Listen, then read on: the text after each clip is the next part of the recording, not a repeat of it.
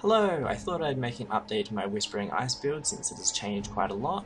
I died once and that really annoyed me, so I've made a lot of defensive changes so I won't die again, and now I feel really more defensively strong.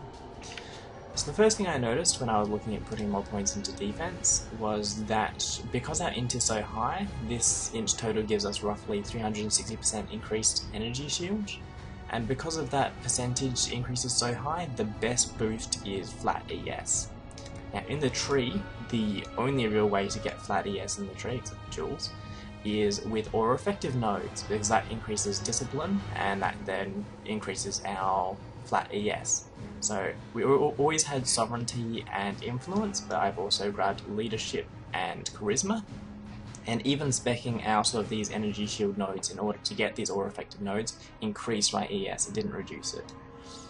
With all of these reduced mana reservation and increased aura effect, I can now run all 4 purities, as well as Herald of Ice and Discipline still there. And running all of the 4 purities with all of this aura effectiveness and a little 8% elemental resistances from this jewel gives me 81%, 81%, and 82% capped. This is just the tree, and the auras, it is no equipment whatsoever. So now that we have all of our resistances capped at very high levels for elemental resistances, without any gear, we can then make the gear whatever we want it to be.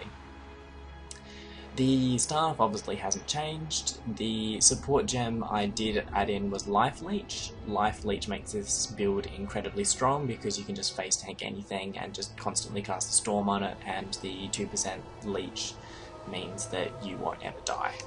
And especially because we do have Vaal Pact here, so the leech applies instantly, so there's no need for the regen rate to annoy you.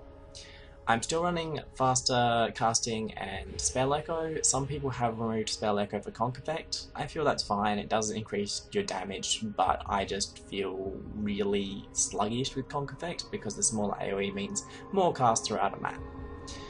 Hypothermia is still there, Fire Penetration is still there, Cold Defy is still there. They're all really good gems. Next, with the Vertex will probably never change just because it has the most energy shield on it and +1 to socketed gems. In this case, we're using the +1 to a Empower and a Enlighten. So both of these getting +1 allow us to run the Purity of Elements at level 24 and the Discipline at level 24. Again, flat ES on Discipline is great, so the empowering of the Discipline is quite good. Eventually I'm going to corrupt a level 21 Discipline and a level 4 Empower to get another 2 levels on those. That would be very nice. Next, I need 2 3-links for my auras. This 3-link is just leveling up some disciplines. Enlighten level 2, Herald of Ice, and Purity Fire. And this 3-link is a Purity of Ice, Blood Magic, and a Purity of Lightning. I do have an Enlighten in here, but you can see that it's not necessary. I can remove that just fine. So 2 3-links for the other 2 aura setups. And then I'm just leveling stuff here as well for the Flame Golem. The Blade Golem. So in terms of other item choices, I have swapped from Voidbringer to the Gentle Touch gloves. The Voidbringer does give me 10k ES, which is quite nice, but I find that the extra 900 energy shield is worse than constant temp chains. Temp chains plus chill is an insanely good defensive combo, and the Gentle Touch gloves also have 30 int on them. Also, Voidbringer has that mana multiplier, which is just annoying to deal with. You'd have to spec more into the tree, so scrapping those. If you're having trouble with the resistances, you can use the Doriani's belt, which is what I used to use, but now that I'm not having any resistance trouble, Bated Breath gives more flat ES, which flat ES is awesome, as well as some int, so they're a better option for me.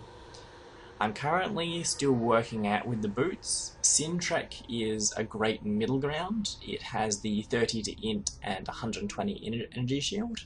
This is better than the Rainbow Stride I was running, which was resistance as an energy shield, because it gives me more energy shield and more damage.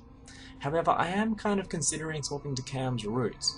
That would lower my EFs by, I think, 800 or 900, but I wouldn't lose the 30 int because I could spec out of these 3 practical application nodes, and instead just use the cannot be stunned from Kaum's Roots. The downside to this would be that I would lose my evasion chance, which is currently decent at a 20% chance. So I'm still kind of mulling that over. Is 800 ES loss worth cannot be stunned? I haven't decided yet.